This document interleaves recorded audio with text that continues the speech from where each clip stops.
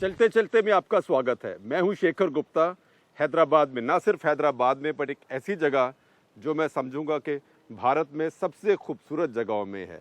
पीछे हमें सारा हैदराबाद का शहर नज़र आ रहा है और हम खड़े हैं फलकनुमा पैलेस जो है, जिसको माना जाता है दुनिया के सबसे खूबसूरत महल जो बने हैं उनमें से एक था। अब एक होटल है यहाँ पर, और मेरे आज के मेहमान हैं निज़ाम महाराजा बादशाह। तो चले गए, लेकिन जिसको कहते हैं पावर्स दैट बी, असली राजा हैदराबाद के आप हैं असदुद्दीन ओवैसी। शुक्रिया सर, थैंक यू। स्वागत आपका चलते चलते में। बहुत खूबसूरत जगह है हैदराबाद। हाँ सर, ये लगता है कि यूरोप है, हैदराबाद नहीं है। बिल्कुल, ये एक वाहिद पैलेस है पूरे हिंदुस्तान में जो बिल्कुल ही जिसमें यूरोपियन आर्किटेक्चर इस्तेमाल किया गया, हर चीज़।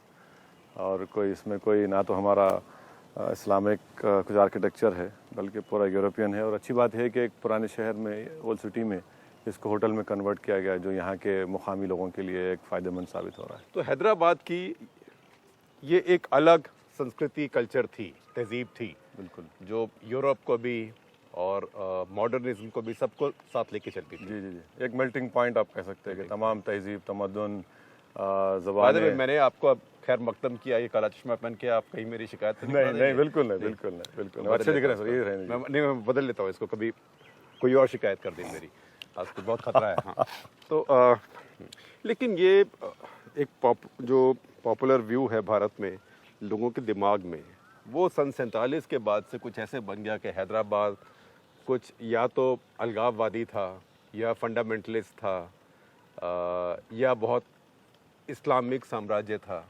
ये कैसे हुआ और ठीक था कि नहीं था? नहीं सर, हम सबसे बेहतरीन तरीक़ा इंसाफ करने का है कि हिस्ट्री को सही तरीके से लिखा जाए। यकीनन हमारे हिस्से में कम्युनल राइट्स हुए, बहुत से मासूम लोगों की जानें गई, नुकसान हुआ, मगर हैदराबाद को सिर्फ इस नज़रिए से देखना है कि यहाँ पर फ़िरक़ा परस्ती या फिर दहशत गर्दी या फंडामेंटलिज्म, बिल्कुल सरासर गलत है। आप भी बहुत पढ़े जाके? हाँ सर, हमारे आपके तो बहुत ट्रेडिशनल परिवार था आपका, लेकिन फिर भी आप बहुत पढ़े। हाँ सर, इसमें लोग जानते नहीं कितना पढ़े आप जाके। नहीं, इसमें बहुत बड़ा रोल रहा मेरे वालिद का, मेरी माँ का। वो बहुत मुझे विलायत गए पढ़ने के लिए? जी सर, जी, मैं लॉ किया इंग्लैंड से, वहाँ लिंकन इन से बैरिस्ट्री किया, और हैदराबाद में फास्ट बॉलिंग भी करी। हाँ सर निज़ाम कॉलेज के ग्राउंड पर। जी सर, हाँ, निज़ाम कॉलेज के ग्राउंड पे। अजहर के आसपास ही थे आप? नहीं, अजहर हमारे से सीनियर थे। इस वक्त आप देखिए कि बैडमिंटन यहाँ से है, टेनिस यहाँ से है, और बिल्कुल सर, पिछले कई सालों में गोपी चंद ने एक बहुत बड़ा काम किया और क्रेडिट उसको जाता है। गोपी चंद ने ऑल इंग्लैंड चैम्पियनशिप जीत कर जो एकेडमी यहाँ पर कायम की, उससे हिंदुस्तान के मुख्तलिफ रियासतों से लोग आ रहे हैं और उससे हैदराबाद का नाम। अब साइना नेहवाल को हम हरियाणवियों से छीन के ले गए वो हैदराबाद। वही गोपी चंद ने एक बहुत अच्छा इंफ्रास्ट्रक्चर यहाँ पर बनाया है। जी हाँ, श्रीकांत है, और भी कई उभरते हुए खिलाड़ी निकल रहे हैं। और उसके अलावा सानिया मिर्जा है। हाँ बिल्कुल, उनके भी टेनिस एकेडमी यहाँ पर है। आप इस वक्त हैदराबाद के, खास करके हैदराबाद के पुराने शहर के और हैदराबाद के मुसलमानों के एक तरह से मेन स्पोक्समैन हैं। आप जैसा लिबास पहनते हैं, आप जैसा रहते हैं, आप जैसी बात करते हैं, इससे आधुनिक समझ नहीं आता है, मॉडर्न समझ नहीं आता है। इससे वो जो एक स्टीरियोटाइप है मुसलमान और मौलवी के साथ, वो जुड़ता है। ऐसा क्यों है? आप जान के ऐसा करते हैं? क्योंकि जब आप लिंकन इन में थे तब तो ऐसे नहीं थे। नहीं सर, लिंकन इन में भी मैंने कई मरतबा जो वहाँ के रिवाज था कि 18 डिनर्स करना पड़ता, तो मैं एक 4-5 डिनर्स में शेरवानी पहन कर गया वहाँ पर। मगर मेरा मानना ये है कि हैदराबाद की तहजीब का हिस्सा रहा है, और हम नौजवान अगर इस तहजीब को ज़िंदा नहीं रखेंगे तो मैं समझता हूँ कि थोड़ा बहुत मैं कंट्रीब्यूट कर रहा हूँ। और यकीनन इंसान की पहचान कपड़ों से ज़्यादा उसके इल्म से होती है।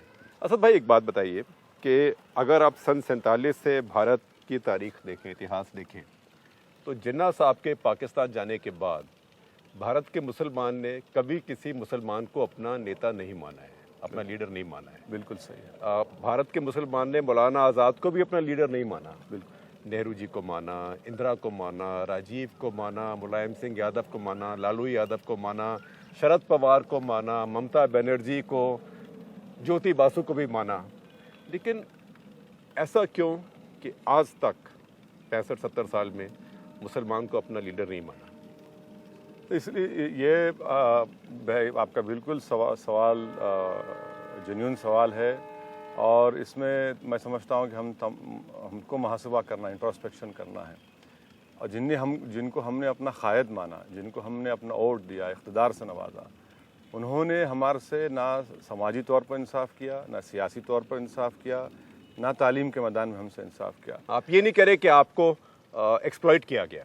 یقیناً ہم کو ہمارا استحصال کیا گیا، ایکسپلائٹیشن ہمارا ہوا، اور صرف ووٹ کے نام پر ہم سے ووٹ لیتے گئے، اور آج ہم اس کا خمیازہ بھگت رہے ہیں اتنے سالوں کے بعد۔ جب ہم دیکھتے ہیں، جب امپیریکل ڈیٹا آتا ہے سامنے، اعداد و شمار آتے ہیں، تو آج مسلمانوں میں ایک خاص نوجوانوں میں ایک سوچ پیدا ہو رہی ہے کہ بھائی اب ہم کو اس طرح سے اندھی سیاست ہم نہیں کر سکتے، کسی کو روایتی سیاست میں ہم بھروسہ نہیں کریں گے، اور ڈرنے کے سیاست نہیں کریں گے؟ بالکل نہیں کریں گے، کیونکہ ایک یہ بات ہو گئی تھی کہ بھئی مجھے ووٹ دو، میں آپ کو کسی کو مارنے نہیں دوں گا۔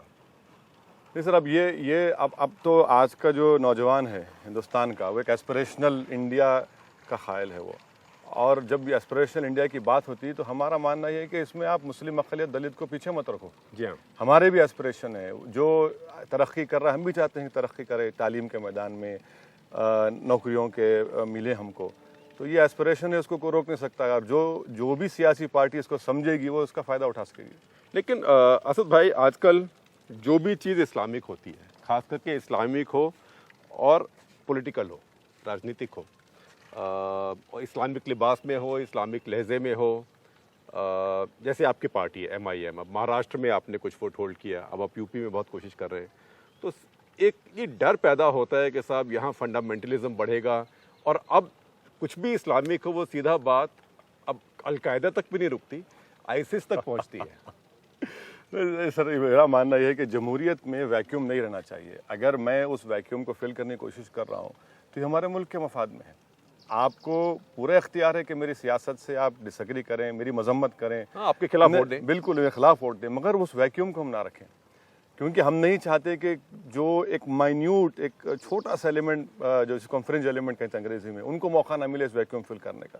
ہمارا مقصد یہ ہے کہ ہندوستان کی پارلیمانی جمہوریت میں اور بھروسہ پیدا کرے، اور نوجوانوں سے کہے کہ آؤ اس میں حصہ لو، اپنے مقدر کے مالک بنو، اور آؤ حصہ لو، اس میں جیت ہار تو لگی ہوئی ہے سیاست میں، مگر اگر ہم آگے بڑھ کر ہمارا ایجنڈا نہیں رکھیں گے تو پھر وہی دوسری سیاسی پارٹیاں اپنا ایجنڈا رکھیں تو گی۔ یہ جو فنڈامنٹلسٹ طاقتیں ہیں، یا جو فنڈامنٹلسٹ تھنکنگ ہے، سوچ ہے، یہ آپ کی جو طاقت ہے اس کا حصہ ہے، یا یہ آپ کے دشمن ہے؟ سر دیکھیے، اگر میری نظر میں فنڈامنٹلسٹ کے معنی کیا ہیں وہ اس کو ڈیفائن کرنا پڑے گا۔ اگر کوئی یہ کہے گا کہ جو مسلمان 5 وقت نماز پڑھتا ہے، مسجد جاتا ہے، قرآن پڑھتا ہے، چہرے پہ داڑھی ہے، اس کو اگر فنڈامنٹلسٹ کہیں گے تو غلط ہے۔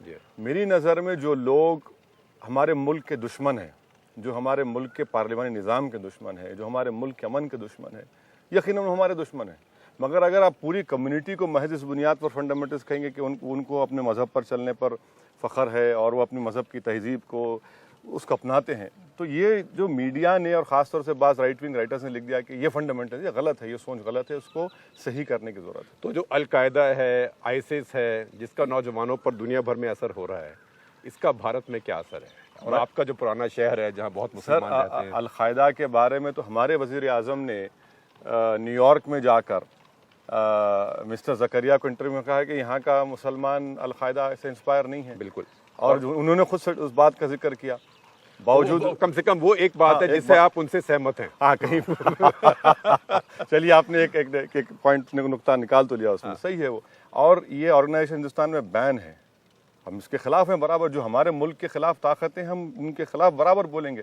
ہماری BJP RSS سے سیاسی اختلاف رہے گا، انشاءاللہ ہم کو فخر ہے اس مخالفت پر، مگر جہاں پر ملک کا معاملہ ہے کوئی کمپرومائز نہیں کریں گے ہم لوگ۔ اور جو دیش بھکتی ہے وہ اس میں کوئی دھرم کا کوئی تعلق نہیں ہے، مذہب کا۔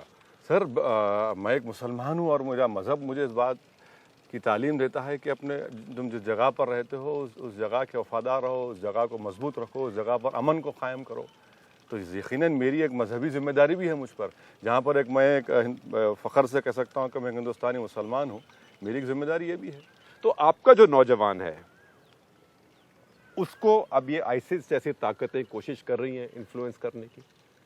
सर सोशल मीडिया का जो इनका कैंपेन है ये 18-20 साल के नौजवान रहते हैं, एक रोमांस रहता है इनको कि भाई ये क्या अच्छा नज़र आता है, तो ये कोशिश कर रहे हैं सोशल मीडिया। मगर मैं आपसे वाज़े तौर पर कहना चाह रहा हूँ कि इस मुसलमानों के जितने रिलीजियस स्कॉलर्स हैं हिंदुस्तान में, चाहे किसी भी मकतब फ़िक्र को, सब उसके ख़िलाफ़ हैं, एक होकर कह रहे हैं कि ये जो कर रहे हैं हरकतें इसका इस्लाम से दूर दूर ताल्लुक़ नहीं है। आपकी पॉलिटिक्स से हिंदू मुसलमान का हैदराबाद में फासला बड़ा है या वो नज़दीक आए हैं?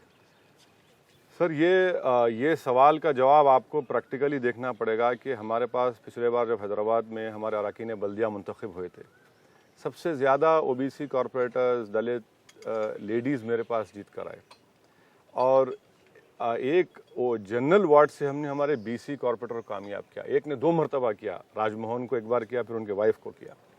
तो अब जितने पसमानदा तबकात हैं वो समझ रहे हैं हमारी इस बात को, और फिर पसमानदा मतलब बैकवर्ड और दलित मिलकर लड़ना है, कॉमन एजेंडा है उसका, इसीलिए आगे बढ़ रहे हैं।